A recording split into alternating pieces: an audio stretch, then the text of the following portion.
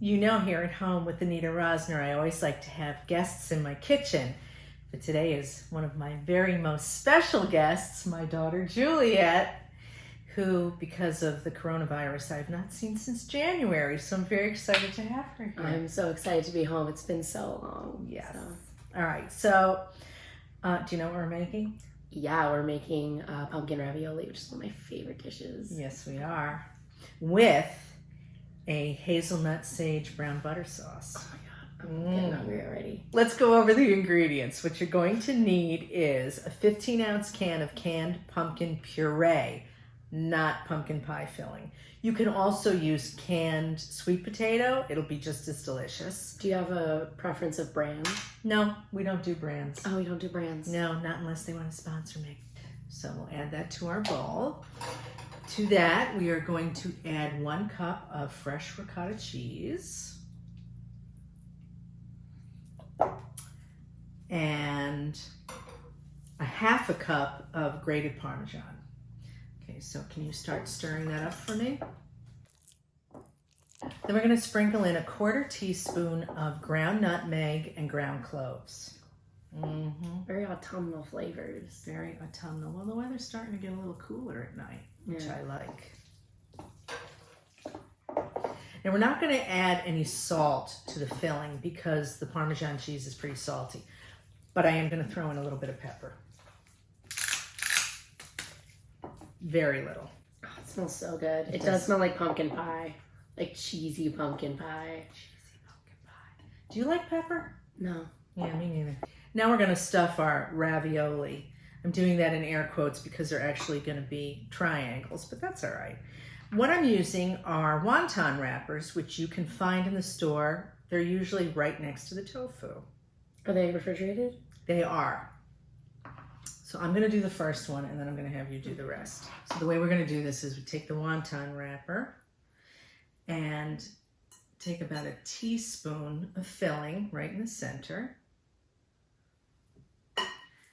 Then we're just going to brush the edges of the wrapper with beaten egg. Got a little filling in there, that's okay. And then we just fold it over.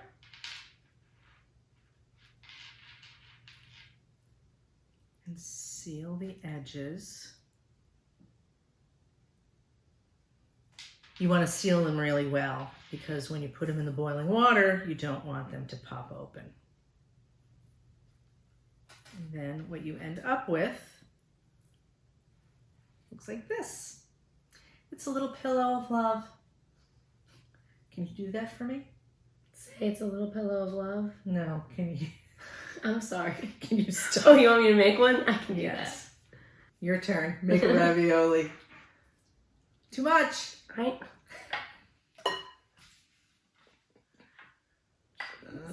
feel like I'm 6 again and you're teaching me how to make gingerbread cookies over my shoulder.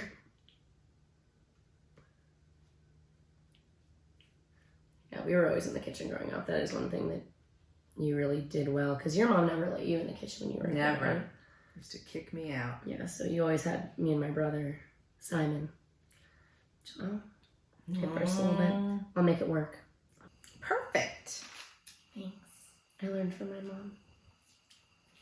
So while Juliet is filling the rest of the raviolis, I'm going to start the water and toast the hazelnuts. Toasting nuts on the stove is simple. You just put them in a dry skillet over medium-high heat and keep them moving so they don't burn.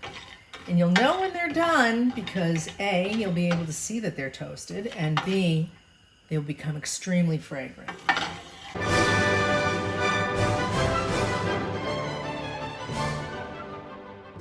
So our ravioli is done, and I'm going to have Juliet put them in the boiling salted water while I prepare the brown butter sauce.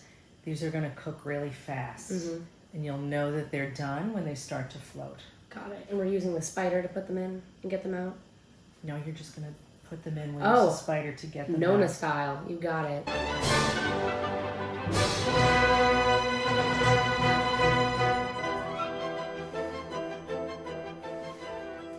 And now to make our brown butter sauce, we are going to melt a stick of butter over medium heat.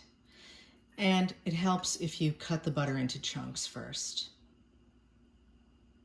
This whole process will take about 3 to 5 minutes. I'm just going to stir the butter, let it melt. It'll start to foam, and then you'll start to see little brown bits on the bottom. I'm going to add our chopped sage leaves.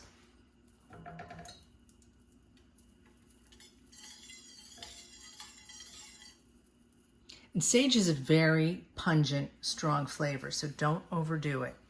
5 leaves should be plenty. You can see that the butter is starting to foam and crackle. The brown bits are starting to develop on the side of the pan and just starting on the bottom. So now it's time to take this off the heat and pour it into our hazelnuts.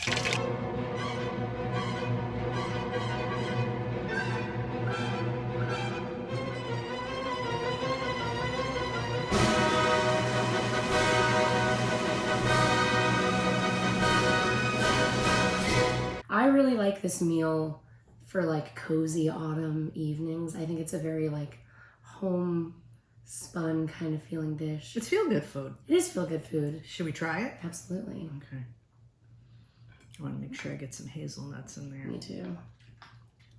This dish, which actually is also a very good vegetarian option, is loaded with flavor and texture. You've got the nuts for that crunch. You've got the nutmeg, the clove, the sage, the butter, the Parmesan cheese. I mean, what are we missing? Yeah, I know, There's right? nothing missing. Cheers.